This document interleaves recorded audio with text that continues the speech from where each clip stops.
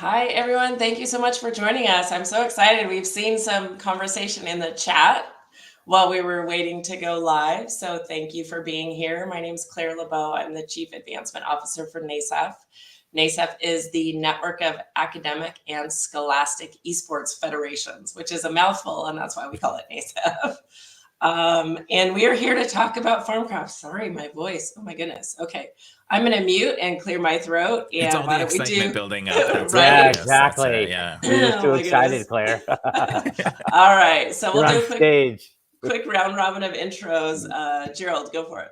Sure. Hi, everyone. It's great to be back again for the fourth season. My name is Gerald Solomon. I'm the founder, executive director of NASEF, and am truly excited about what's going to be a wonderful, wonderful Farmcraft competition this year. Awesome. And Eric? Sure. Thank you so much. My name is Eric Leitner. I am the education content producer for Clever Like Studios. We are a game developer who likes to take games that students are already passionate about and introduce the educational content to them. As Brian, our fearless leader, would always say, we take the games that students love and we sneak in the vegetables. So that is what we do. And we love doing it as part of this Farmcraft program, which going on, I cannot believe fourth season. I cannot believe 4 seasons of this already. I know. Well, the cool thing is that we, you, the group, there's more and more to learn every time. I mean, when we talk about what's going to be included, we have to narrow it down. And so absolutely. But we will always say the words facultative and aerobes. Right, always. Exactly. Always. That will be in there every time for sure. All right, Niles, go ahead and let us know who you are and what you do. Hi, my name is Niles Cole. I'm a economic officer with the U.S. Department of State, the Bureau of Economic and Business Affairs, the Office of Agricultural Policy. And you thought NASEF was a mouthful. So I've been involved with this program since the beginning and just super excited to be in season 4, which is incredible. We thought season 1 was a stretch, and here we are. Program is growing and growing, and super excited to be bringing you the vegetables, literally, in the game. So, yeah, that phrase doesn't work better in any program than this one. It is literal and figurative when it comes to Farmcraft. Right, exactly. So fun. So I'm just curious, those of you who are live right now, and we know we're going to have some people live and some people watch the recording later. But if you're live, comment in the chat if you have participated in Farmcraft before. I'd be interested to see how many of you have joined us before. So today is all about overview. We're going to give you an overview of what's to come. And then if you have any questions about how to join, then you can post those in the chat and we will answer those in real time. So first off, first timer. Okay. Oh, I'm so excited. Love it. I have to not get distracted by the people in the chat. Don't worry, and I'll stay get on for task. I'm trying to do the same thing. These both things going at the same time. Oh my goodness. Peter Whitmore has never done Farmcraft. There are a lot of new names and Whoa, faces go in Peter. the chat, which is awesome. Wow. Yeah. Oh my gosh. So love fun. it. All right. Focus, Claire. Focus. First off, I love the logo this year that you see here, and that gives you a little sneak peek of some of what we're doing for this coming year. And you'll notice the city skyline in the background. So you thought that farming was just for big, wide open, 1,000-acre spaces in the middle of nowhere. Oh no, you can farm anywhere, and we're going to be tackling that this year. All right, so I jumped ahead already. You already met the team. We have someone representing each organization with us here today. And so we're going to go ahead and just jump in. I think you all know what NASEF is, but just in case, the overview, what we're about is leveraging games that kids already love. As Eric said, we take something that students already love and then we sneak in the vegetables, which means we teach life skills, career skills, applicable skills, in this case for agriculture, for climate change. So learning all about relevant topics, but through video games. And I don't think it gets any better than that, to be honest. We are also the official education partner to IESF, another acronym. Gerald, can you explain what this means, please? Sure, glad to do so. IESF is the International Esports Federation. It's the largest association of federations that play and participate in esports around the world. And on behalf of NASEF, I sit on the board of directors for IESF and am chairman of their education commission. And my responsibility is to go ahead and bring NASEF's model of connecting play and learning through gaming and esports to 141 countries and ministers of education and esports federations around the world. So once in a while, if you happen to follow us on any of social media platforms, you'll see, the story, where's Waldo, where's Gerald, and where's Gerald and his team, because we tend to be all over the world in everything that we're doing. And we're working currently in MOUs with 32 federation countries around the world. And it's really simple, as the slide says. We're about developing education and curriculum pathways, workforce skill development. So what can you do and gain through esports play and all the great opportunities that exist in the workforce because of what you can do in esports and gaming? And obviously, as you see and know, we always try to provide a very safe and respectable place for people to gather, to communicate, to have fun and enjoy. And ultimately, when they're done playing, which hopefully is never, and you play until you're old and, later on in life, and you have fun with it, but maybe not as competitively, how do you use esports to help further your own life and the life of you, your family, your community, and the local economy? So that's what IESF is about, and the role that NASEF plays. Awesome. Thank you. So Gerald mentioned careers, and this is really the cornerstone of NASEF, always connecting play and learning. So you see at the center, players and games. Today, we could sub in the words Minecraft and Farmcraft to go there because that is the attractor. But there are all kinds of careers that you can take part in the esports industry. The industry is growing like crazy, bigger now than music, bigger than movies. Who would have thought? So what we do is we help connect play and learning in all of these different areas. So let's get on to Minecraft because that is the topic of the day. Eric, why are we in Minecraft anyway? Mute. It was me. There's always one. It was you today. There's always one. There's always one. I have saved you from being the one. It was me. Thank you. But why Minecraft? And there's lots of reasons, right? So one, and I'm actually going to go from the bottom up here because it's like, we know it's the most popular video game essentially of all time. So we know the students are familiar with it. One of the things that I always talk about with educators as they're getting into this, they go, but I don't know how to play Minecraft. And I say, don't you worry. If you're in a classroom, you've got 30 experts sitting there with you already because the students are extremely familiar with it already. The tech requirements for it are low, and it plays on a variety of platforms. Specifically for our competitions, we use Minecraft Education, and I'm sure Claire and Gerald will get into good news about how you will get those licenses if you don't have them already. But it's very versatile in terms of the tech requirements. So it plays on iOS and on Android devices. It plays on tablets. It plays on Chromebooks. It plays, of course, on your PC laptops and desktops. So there's plenty of ways to engage with the software. You don't need to have a lot to engage with it. You just need to have a device that it supports, which is quite a lot. It is an immersive experience. So we're taking what is often done through, video content or through reading, newspaper articles, which, by the way, there will be some of that. Don't you worry. We're still, again, sneaking in those vegetables. We're getting that education, but it's an immersive way to kind of tackle some of those topics and in a way that students are excited about and familiar with. So it's highly engaging. And again, low floor, high ceiling. You have students who are experts in Minecraft. You have ones who are just getting started. But the way we create these worlds, we really do try to level that playing field quite a bit so that newcomers have an opportunity to participate and engage and feel that they have an opportunity to win and be successful. And of course, those who are Minecraft experts or consider themselves Minecraft experts who simply want to experience this in something they're already passionate about, no problem. And then finally, there are tons of tools, both from localization as well as using the immersive reader tool built right into Minecraft Education so that English language learners, struggling readers, and so on have a way to engage with the content that is in the world in a way that is comfortable for them. So those are the main reasons why.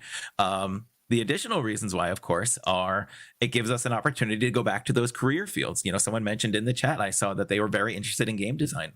and game development. And we usually make one of our streams about how we made the world that you're playing in the first place, and what went into that thought process, and how we went through the game development cycle. So that's with the big why Minecraft. That's a lot of why Minecraft. That is a lot of why Minecraft, and I think everyone would echo all of those points. I mean, the popularity for sure, that alone. And when I first came up with this list, Eric said, "What about popularity?" It's definitely That's a key. that's a big one, right? That's That the is big a check. big one. It is the big check mark. I am just geeking out over all of the comments in the chat. I mean, my goodness, what I a know they're from fantastic global everywhere. participation. Oh, I love it. And I from love some it. spaces that we've not had representation from before. So excited to see some of the new Absolutely. places around the world that are going to get involved. Absolutely. Yeah, last year we were up to 70 countries and 8,000 participants. We're up for breaking that record this year, so keep on coming. It definitely If you is. were an American space participant last year, let people know in the comments what you thought about the program, because we're here to share. But if you were part of the program last year, share with people who are watching who are first timers. We'd really appreciate that. Absolutely. All right, and then US of A, Metro Nashville. So we've got it all. We've got In fact, just as a side comment, Claire, I've got a call coming up with Metro Nashville and their public school system later on to talk about how we can get even more engaged with Nashville. Every day it's someone new, it's a different country, it's a different community, a different education system, because programs like Minecraft are available for kids to learn and play and have fun and engage in ways that they never did before. Awesome. That's great. And I see Boys and Girls Club. We've been working with the Boys and Girls Club. So, oh my goodness. All right. I'm going to keep going rather than just reading only the chat. So, Niles, tell us about the American Spaces and the involvement in Farmcraft here. Sure. For those of you who are American Spaces, this is not news to you, but American Spaces is a program supported by the U.S. Department of State, Bureau of Educational and Cultural Affairs. And so they're cultural and information centers around the world that provide free and open access for members of the local community to learn about the United States. And we want people to take part in this program. We have American Spaces in 140 countries. We have approximately 600 spaces. And it's a fantastic way for youth to get involved in learning about not only their own country, but the world around them, and also about food. Everybody eats. Everybody needs to eat. And this program is about eating. All over the world, people eat every day. Some people don't get enough food to eat. Some people have too much food to eat. How does the food get from where it's made to where it needs to go? And how do we prevent waste? And this Farmcraft explores all angles of that. And we love the American Centers and the American Spaces because they allow people to come in and learn. And that's just, it's fantastic. That's great. Yep. And as you said, I mean, everybody eats and our population is growing, right? And so how are we going to feed more and more people every year? And that's a lot of what Farmcraft is about this year, is that efficiency in production. Right. So for those of you that it's your first time, you may never have seen this video, which is kind of crazy to me because I've seen it so many times. And actually had the opportunity to meet Dr. Fowler recently at a World Food Forum event, but I'm going to go ahead and share this video. This is a great overview of what Farmcraft is like. So let's take a look. I'm Dr. Carrie Fowler, the Special Envoy for Global Food Security at the United States Department of State in Washington. Many people know me from my work to conserve the enormous and breathtaking diversity of our agricultural crops. This diversity is used in breeding new crop varieties that are adapted to extreme weather and are more productive and more nutritious. Of course, it's also important to promote investment in healthy soils to boost food production. Now, I work to enhance food security around the world. My love for farming and science led me to where I am today. Now, I'd like to invite you on a journey. But first, I need a bit of a change. Let's discover Farmcraft. Farmcraft is a free Minecraft-based game for 8 to 18-year-old students around the world who want to learn how to feed the future when we will soon have to feed an additional 2 billion people while our crop production will face the threat of climate change. In Farmcraft, you will have a chance to feed a community in a specific biome, and along the way, you and your team will have to make many decisions. Pick a specific crop, decide where to farm, prepare the soil, protect your crop against pests, and of course, avoid climate disasters. Once you will have your crop harvested, you'll have to decide how to transport it to get it to the market. You will compete virtually against teams around the world, and in the process, you'll learn and use the most innovative and cost-effective scientific methods to grow and to sell food. Well, the sun is setting, so it's time for me to get back. The U.S. Department of State is proud to support Farmcraft 2023 with our embassies and American spaces worldwide, working with our implementing partner, the North American Scholastic Esports Federation, or NASEF. Thanks for spending time with me, learning the basics of Farmcraft. I hope you will join a Farmcraft team and be part of our global effort in feeding the future. You know, Claire, if I can make a comment, one, I love the video, but you could tell it's dated. We have expanded so much in the last 18 months that we had to move from the name North America to the network of academic and scholastic esports federations. But the video is just way too cool and way too good, so we have to continue to use it wherever we can.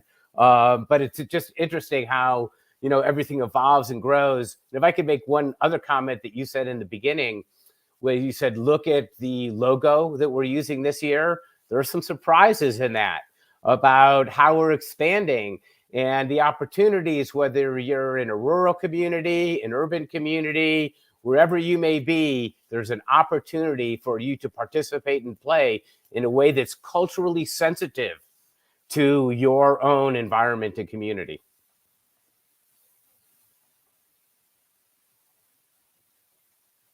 You're mute now, Claire. Dang it. All right. There's Eric and I. Okay. See if Gerald and Niles can make it the whole way.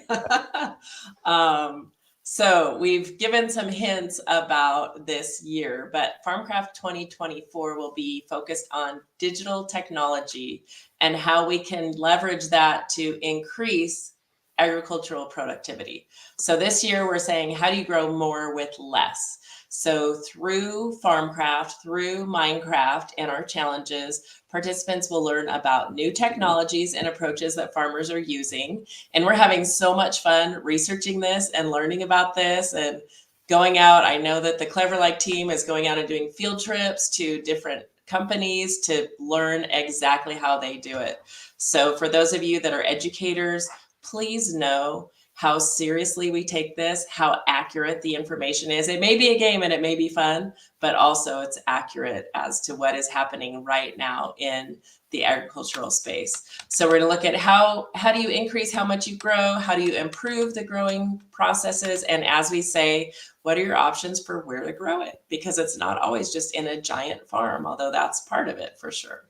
Yeah, can I make a comment on that, Claire? Uh-huh. One of the things is we travel around the world, and with all the participation last year, some of the communities, the big urban communities like Tokyo and Manila and Singapore said, you know, how could we make this a little bit more relevant to our type of environment?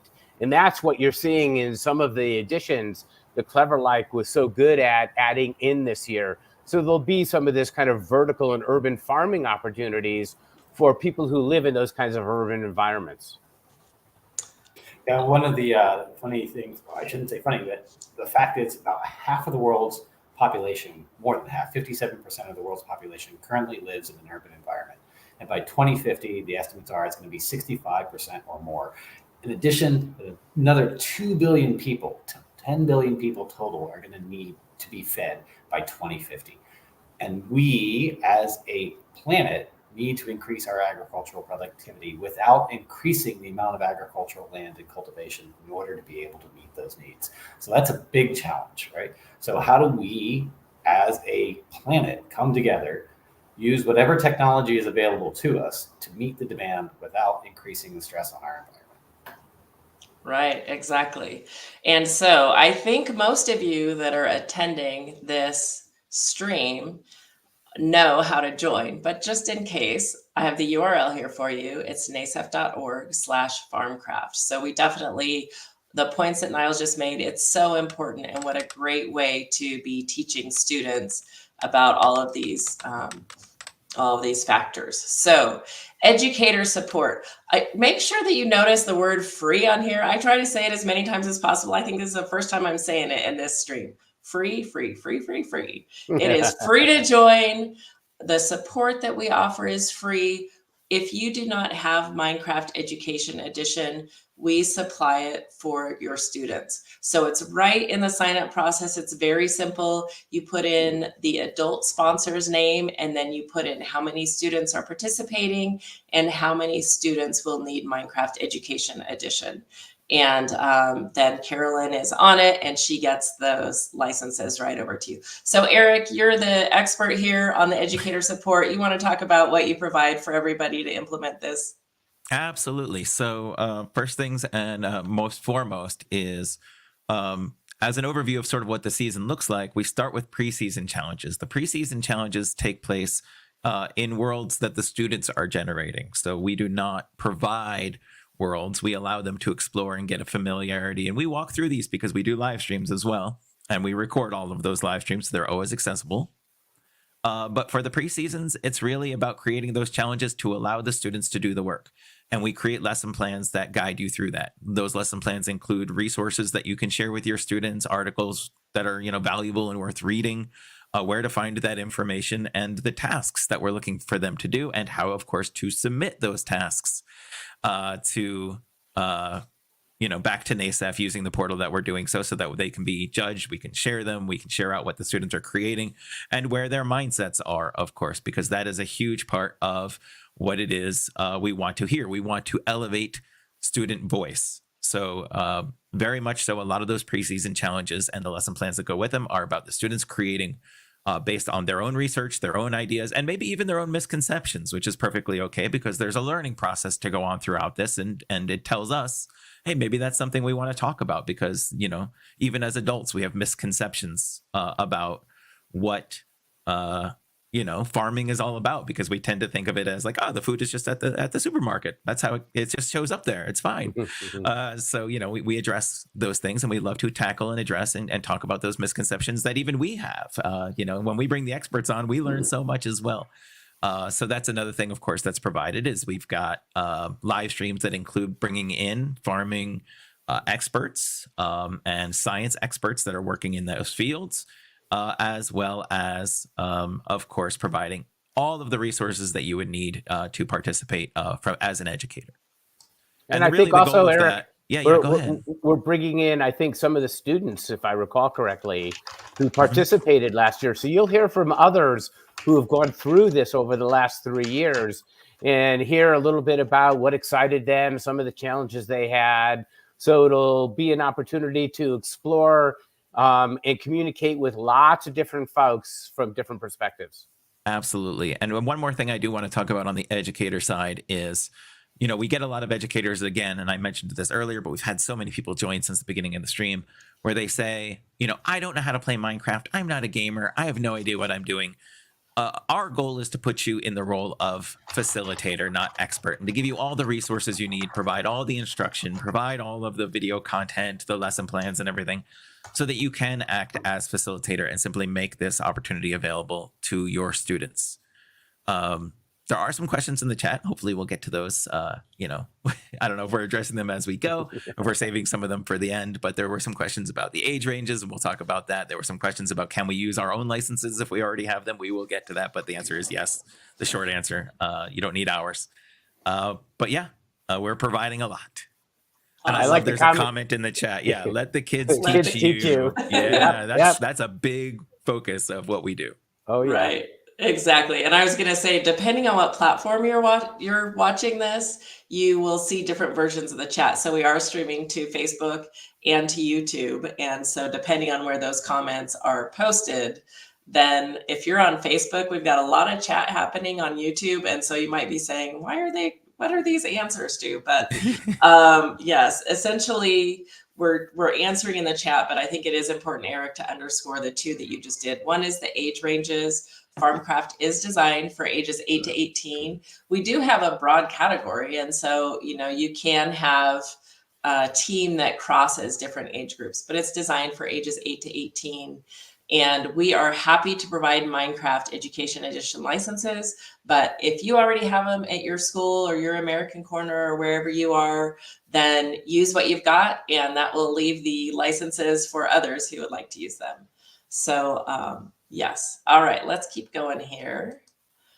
Student skills developed. Eric, I'm going to go back to you again as the educator. I'm sure we're missing some here as well, but I mean, Minecraft is fantastic. And yeah, it's one of the things we love about the program, but it's also one of those things that Minecraft does very well is we get this overlap in both the concept, even beyond whatever the focus standards that we're trying to hit. And of course, our focus are those agricultural and scientific standards. But through that and through the creation of what the students are providing and giving back, they're developing communication skills. They're collaborating on projects. And of course, one of the biggest skills that I think Minecraft always does a good job of, and actually talked about this recently in a presentation, is perseverance. Is that ability to keep trying at something, or, an aspect of perseverance that isn't always talked about is that it's a cycle, right? Like we fail at something. We don't just try again always, but sometimes we look into how can we do better, doing the research and saying, oh, you know what? I just found this video that shows a really good way to do this. Why don't we try that and see if we can develop that into our project or make that our own? So having students have that opportunity to kind of say, let's look up what we need to do better. Of course, our science disciplines are very strong, agriculture being the main one, but agriculture is nothing without energy, without physics, without engineering. So all of that overlaps. Chemistry comes up often, biology comes up often. Otherwise, we would never get to talk about facultative anaerobes. I was just going to say facultative anaerobes come up often. Right. Darn it, you beat me to it. Oh my gosh. And while those sound like big words, and someone was concerned about, the age ranges in which, they can tackle that if they're new to the concepts that they can be able to tackle that. There's no test knowing what facultative anaerobes. It's about awareness. A lot of this program is making students aware of what career fields are available in this industry. And, those can be engineering. They can be computer science jobs. They can be biologists and organic chemists and so many other career fields that go into agriculture, as well as the farmers with, that are the boots on the ground, if you will. So all of that is a possibility. And then, of course, we have them do presentations. They do learn public speaking. And I'm really excited that we are upping, while these were already parts of it, we are really upping the computing and technical competence parts of this. In fact, without giving too much away, there will be a little opportunity to do some coding and automation this year, because that's become a big part of what farming technology is. So, we will have those tasks for students. And again, if you're worried like, oh, our students don't know how to do that, don't you worry. We're gonna walk you through it a little bit to get you started. Right, exactly. And someone had asked in the chat, do we get these resources like the ones that we just showed? Absolutely. And I had a typo in NASEF. My fingers were flying too fast, unfortunately. nasef.org/farmcraft is where you'll find all the resources. So when we start the regular season, you will find there the team guide that has everything, all the dates, all the requirements, how to enter, how to win the prizes, which we will get into in just a moment. All of those are available on the NASEF Farmcraft page.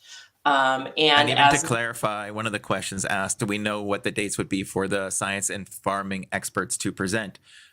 When you do get that guide and that schedule, you will see on there a thing called Food for Thought. And anytime you see the Food for Thought, that is because we're having an expert come in to talk about those concepts. Right. And this is, as you've seen in the chat, an incredible global program. And so every live stream that we do is available afterwards as a recording. And we do embed those all on the Farmcraft page. So it's super easy to get to them as we go through this season. All right. Prizes. Speaking of prizes. All right. One of the most fun things, I remember a live stream where we were announcing the winners and the chat looked like this one. And we had the students going back and forth comparing whose parents let them stay up the latest to find out if they won the prizes. So we know for the educators that the the lessons learned are so important, but let's face it, who doesn't want to win a prize? So again, this year we're offering Amazon gift cards, and you can see the denominations there. And then in addition, we have a random drawing because we know many people are new to this, right? And so you may not get the highest score, but we're still excited that everyone is here and gives it their best shot. So we also have a random draw for everyone who enters and completes the criteria. And Eric, can you just review real quickly, when I say completes the criteria, what does it mean to actually enter Farmcraft to compete for the prize? Absolutely. So it's completing all of what we call the video diaries. The video diaries are their submissions as they go through the preseason challenges and submit the videos for the preseason challenges, as well as they go through the regular season and are actually playing in the world that we've developed. We ask them guiding questions that we want them to play through and consider each time and each week, so that they can reflect on the learning process or reflect on the challenges that they've had. And those are those video diary entries. So participating and submitting those video diaries and completing those tasks is the criteria. And of course, if we look through and we say, yeah, they checked all the boxes, they've been with us from the beginning. And again, the good news is that if they, we keep a very open window for registration, even after the competition or the season has begun. And there's always the opportunity to say, oh, well, we need to catch up and go back and do that one. And they can still do that as long as they meet the deadline for the criteria. And once in a while, we will highlight some of those videos that are produced by the students throughout the competition timeline. So make sure you put forth the effort, have some fun with it, of course. But who knows? They may get highlighted around the world. Right, absolutely. So speaking of dates, and this is a screenshot directly from the Farmcraft web page. So you don't have to stress about noting these all yourself real quickly right now while it's on screen. These dates are all on that Farmcraft page that I referenced earlier. As Eric said, we leave a really long window for registration.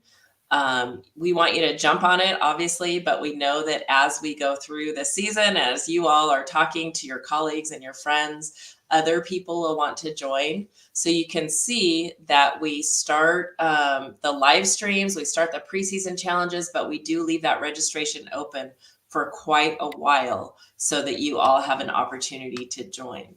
And I want to make sure to address this question that's in the chat. Are we able to keep students' names confidential?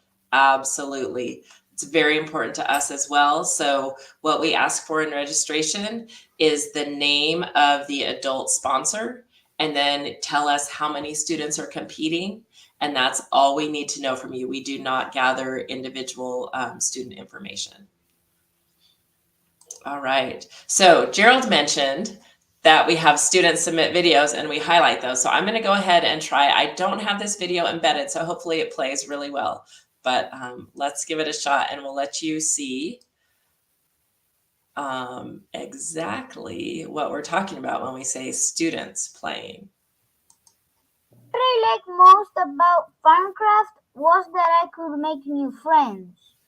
Every time we finished a challenge, we played music to celebrate. We distributed the task of removing weeds or killing caterpillars, staying in charge of sprinklers, getting rid of the butterflies, etc. among teammates. Choosing temperate as the biome to be fed had a huge downside. The biome multiplier had a major impact on the seed cost. We tried to preserve the climate score for both of our attempts and had zero spoilage of boxes. Unfortunately, while transporting food to mountain biome, we lost a considerable number of boxes. Hello, I'm a member of Kane, here to show you how we export and import goods to our marketplace. We live on the Mississippi, so we decided to use boats as one of our main transportations. This is our barge, where we have shipping containers full of food that goes down the river and to the rest of the world. Our Farmcraft journey so far has been so fun and exciting. We hope for a road to victory for Farmcraft 2023. This is Iblis Fire signing off. We have noticed that the element of farming that was different in the Farmcraft map is the seeds, which we have modified in the computer before starting farming and get different desirable colors, taste, etc. It is related to real life where data scientists modify genetically the seeds for better results. We shall try to use all the things that we have learned from the challenges and use them to our advantage. Tetris was a fantastic addition to the game, and we loved the challenge of generating our own seeds to farm. Through this experience, we learned a lot and discovered things we never thought were possible to be in Minecraft. Most of the time, we had to face water shortages as our chosen biomes lacked plenty of rainfall. But luckily, we got rainfall in some seasons of the desert biome.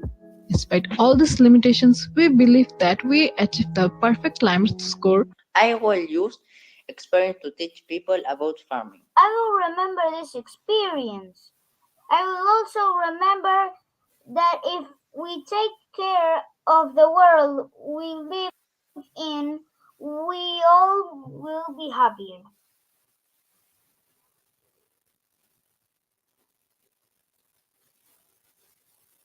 That is amazing. I love that final quote. If we take care of the world we live in, we all will be happier. And that is exactly, I mean, that is Farmcraft. That is everything that we're trying to teach here, right? Climate change, feeding the planet, it's all folded in here. So hopefully for those of you who have not played before, you saw all kinds of things in that. You're able to see what the world looks like. You're able to see what a video diary is, where students are submitting and they're sharing, here's what we did, here's what we learned. And Eric and Brian and the rest of the team does a great job as we go through the live streams throughout the season of highlighting, here's the information we're looking for. Make sure you include this in your video diaries. So we'll help you out, but hopefully you enjoyed that as well. All right, so continuing on, one thing that I wanted to highlight, and this was a fantastic opportunity that we got through our friends at the State Department, and that was the opportunity to share Farmcraft at the UN World Food Forum earlier this year. And I just want you all to know, I mean, you can see it in the chat, there are people from all around the world joining, but what an honor to be able to participate in this global conversation where we're talking about how do we educate youth to understand how to have a healthy diet, how to have a healthy planet at the same time. And we just were honored to be there. You can see on the right the pictures of the students playing in Farmcraft. It was fantastic. And we were so lucky that it was held in Italy. And Maurizio, who is a key developer of Farmcraft, was able to join us in person. For those of you who have played before, Maurizio came up with the Seedtron-O-Matic and the Harvester and all of those cool machines. So you talk about those of you who want to be game developers, boy, does he have a great job. And we talked to him about maybe joining us for one of the streams, especially as we talk about the development of the game world. So he was happy to join us. So. Awesome. Yeah. I was going to ask for that because Maurizio was an absolute joy to present with. And thank goodness he was there because I did not speak Italian and there were a few times we definitely needed that added in. I'm sure though, Claire, you enjoyed going to Rome for the food forum. Besides making the presentation, it's just part of the wonderful work that NASEF does, which is to engage educators and students throughout the world in a way that's culturally sensitive to their local needs. It allows them to have fun and play and learn at the same time. And that's really the greatest strength of what we provide through a program like Farmcraft. Right, exactly. And so speaking of some of the other opportunities that NASEF provides, Farmcraft is definitely one of our favorites. But it's important, the environment where you're implementing Farmcraft and other programs is really important. And so we help all around the world. We're helping educators, after school programs. I saw Boys and Girls Clubs on here earlier, lots of different places to set up an esports club. So if you're not teaching this in the classroom, rather than just have a handful of competing teams, to set up an environment where the students run the show. Someone said earlier, let the kids teach you. Absolutely.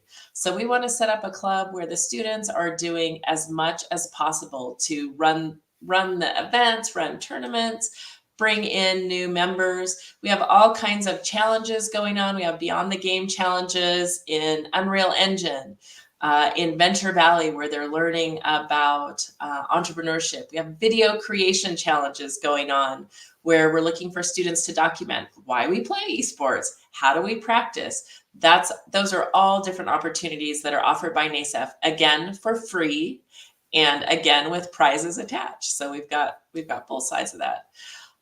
If you're looking to implement in the classroom, and not just Farmcraft, but other areas, we also have curriculum that is high quality, state approved, developed by educators who are implementing and understand how do you relate to the students? How do you tap into this interest-driven learning that esports provides and have meaningful education at the same time? And the curriculum is available on our website, again, for free. And if you're looking for help in implementing, if you're brand new and you don't know exactly how to get started, lots of resources there. We have an online video-based academy. We can do in-person workshops. We can do virtual workshops. So if you're interested in that, feel free to reach out to me directly, and I'll work with Gerald and the rest of our team to set something up for you, depending on what you're looking for and the depth. We go from free to fee. If we're going to come out and spend a couple days with you on site, then obviously there are some expenses to cover and that kind of thing. But super excited to support you in any way that we can. Again, it is free to join NASEF. It's a screenshot of our homepage, and on the top right corner, you'll see Join NASEF. Please do that. And as soon as you do, you can get to the dashboard and get access to all of these different programs. And we have been answering a ton of questions in the chat, but I just want to make sure to reiterate, if you're watching the recording, email us at info@nasef.org. Carolyn does a great job of staying on top of that and responding to your questions about Farmcraft and how to sign up and where are my licenses, and I needed password reset and all those crazy things that y'all need help with. Carolyn has got your back on that. And again, the link to sign up is NASEF, spelled correctly, nasef.org/farmcraft. So I think this is all that we have, but I do see that we have more questions coming up in chat. So we're not going to end until all the questions have been answered. It's been great having everyone join us. We're so excited to get this going. We have coming up in December 13th, actually, we have on our calendar a virtual exchange program. Look at all the different countries that are represented here. And so we want to join all of you in an opportunity where we just get together and get to know each other. I'm going to tell you, the last time we got together, we were having a conversation with students from all around the world, and we started talking about pets. And one of the students brought a chicken on camera. He brought his chicken on camera. And for years, we've had this joke among those of us doing the live stream. Wouldn't it be cool if one of us could bring a chicken? And this kid didn't even know it was a challenge, and he did it. It was such a highlight. So make sure that you watch our social media, that you get our newsletter. If you have signed up, you will get our emails directly with dates and times and reminders of all of those sessions. But boy, we would love to have several of you join us on that virtual exchange and get to know each other a little bit as well. All right. Still questions coming up in the chat. Thank goodness for Eric. I'm trying to stick with them. Let me answer Jordan's one if I could. Jordan asked, because I know Jordan from Hartford, Connecticut, about having something district-based. We're actually doing, can I talk, Claire, for a minute about Georgia for a second? Sure. Yeah, so we actually have, thanks to the Georgia Chamber of Commerce and their agricultural division, we've actually set up a sub-contest for Georgia. It does cost a little bit because that's unique and outside the scope of what this is, but we will actually have a sub-contest in Georgia for Georgia students who will participate in everything we're doing here, but we will also designate a winner for the state of Georgia as well. So if you wanted to do a sub-contest in your city, your state, your region, Clear's the person who oversees and manages all of that. For small little get-togethers, things are, free to be able to do. But for something large, where it takes a little bit of additional resources and work and time, we can support that and make that happen. And Georgia's a great example of one that we're doing this year as well. And candidly, we encourage it because every community is different. We had a conversation with the food agency in Singapore recently about how we could do something unique to Singapore because most of their food is all imported. And one of their goals is how do they become self-sufficient? So every community has things that are a little different, and we're glad to help you define it in a way that it's relevant on a global level, but also on a very local level that's unique and important to you. Right, exactly. And one of the cool things about this Georgia event also is, every region has different crops that are specific to their region or certain weather patterns that you're dealing with. And so by customizing and doing specific challenges, and I'll say we're not doing a specific world, but the challenges are going to focus on what are they doing in Georgia? What are they growing? Who are their primary markets? How are they reaching those markets? So with a local implementation, you can get really specific on items like that. So, oh my goodness, I just don't want to cut off the chat here. Keep going. Go ahead, Eric. One of the things I'll add, because there are a lot of questions in the chat, and my dog is very excited about this, if you can hear. Yeah, I know. I agree, Scarlett. Anyway. Is that obviously we're going to continue to have live streams. Scarlett will be there for the live streams. But one of the things that we always want to make sure that we are doing, she has never done this before.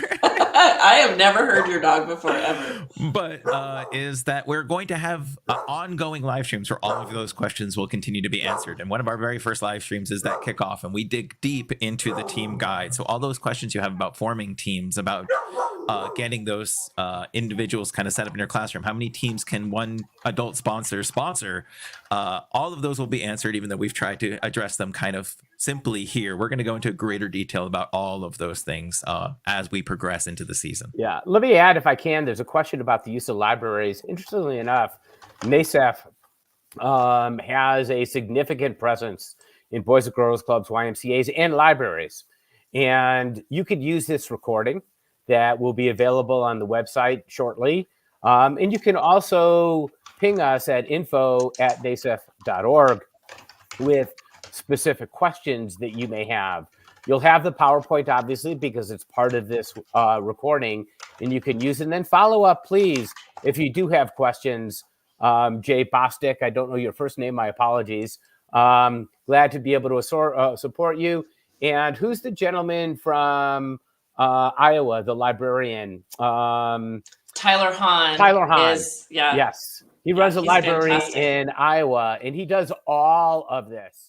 And if you need, ping us, ask us. We can connect you directly with Tyler, who's been doing this for years and is one of our Scholastic Fellows and one of our trainers. And he can also assist you in the work that you're doing specific to libraries. Right, exactly. And I can't give away too much, but Tyler and I are working right now with the Library Association on some special content because next year for their summer programs, they have some focus on games and gaming. And so we're working on integrating even into the content that's coming out from the Library Association for all of you to implement. So I'm really excited to see libraries joining. All right. Whew, that's pretty exhaustive, all this. Absolutely. Well, I can't say, Niles, go ahead. You were going to say something. Jump in. I just want to point out to all the American Center directors or staff members who are out there, spread the word. Let other American spaces in your country know we'd love to have worldwide participation. Use your network. Yeah, the American Library Association. But if you have a network of contacts from other American spaces in other countries, let them know this program's happening. We want to try and get as much participation as possible. Last year we had 70 countries. This year we're shooting for 100 if we could get there, because that would be amazing. Yeah, and we do have, Claire, I think, on the website, social media kit links so that people can get templates that you can send out on all of your social media channels, things you can create into posters, put them up in schools, do little contests in schools at all levels, even if they don't compete per se for the challenge. Encourage all your kids to participate in different ways. Create your own logo for your competition, create a chant, create a little, activity, whatever it may be. It's really about building community, having some fun, and learning a little bit about agriculture, biotechnology, bioscience, climate change, et cetera, along the way as you do it all. So it really is a little bit of everything or something for everyone. Yeah, Gerald brought up a really good point. The game is not the end of the story, right? We had children getting involved outside of the game who didn't even play the game. They were in the class. Last year, classes went and they researched the price of 5 common items in supermarkets, and they compared those prices across the world with other students who weren't even playing the game. So it really drove home that your location determines the price of food, and that price is determined by supply chains. And with COVID and everything else that happened, supply chains were wacky. And so like students really had an opportunity to put into practice science, citizen science. They were able to go out and research and understand like, oh, the market has an impact on what I eat, and here's how. Cassava in Brazil, dirt cheap. Cassava in the UAE, not so much. Yeah. Yeah, exactly. And there are so many of these ancillary opportunities. I mean, we really could sit here for hours and talk about, and then you could do it this way. You could implement this. So take a look at all the resources, see what makes the most sense for you, for your location, for the students that you're working with. If you have questions and we can help you, figure out exactly how to implement where you are, please let us know. But with that, we're going to go ahead and sign off. So this is, again, where to sign up for Farmcraft, and make sure that you sign up, because that is how you're going to get the emails with information on live streams, on special guests, on content, on all of that. So please sign up. We can't wait to see you all. Thank you to everyone for being on the stream today. This was so much fun. Have a great day, great evening. I know we've got all time zones represented. So for me, it's the morning, but many of you, I'm sure, are headed to bed. So thank you so much for joining us, and we will see you again soon. Great. Enjoy, everyone.